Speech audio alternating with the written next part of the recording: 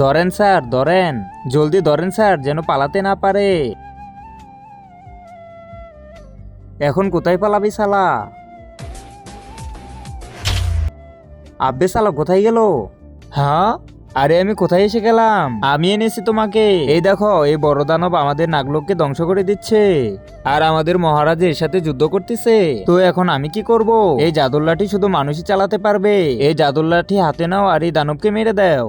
তার আগে দেখবো তুমি আল্লাহর ঘরটিকে বেশি ভালোবাসো না মন্দির ঘরটিকে বেশি ভালোবাসো। যদি আল্লাহর ঘরটিকে বেশি ভালোবেসে থাকো তাহলে ভিডিওতে একটি লাইক করে চ্যানেলটা সাবস্ক্রাইব করে দিবে। আর যদি মন্দির ঘরটিকে ভালোবেসে থাকো তাহলে কিছুই করতে হবে না, আর কমেন্টে আই লাভ ইউ আল্লাহ লিখে যাবে।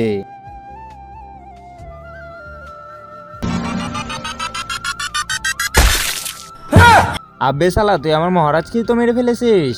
সরি, আমাকে আমার দুনিয়ায় ফেরত পাঠিয়ে দাও। তুই তোর দুনিয়াতেই ভালো ছিলি। যদি ওই হত্যাকারীকে না পাই তাহলে আমার চাকরি চলে যাবে। এসে পড়েছি আমার দুনিয়াতে। হ্যাঁ, এখন চল জেলের ভিতর। আরে বাপরে, আমি তো ধরা পড়ে গেলাম।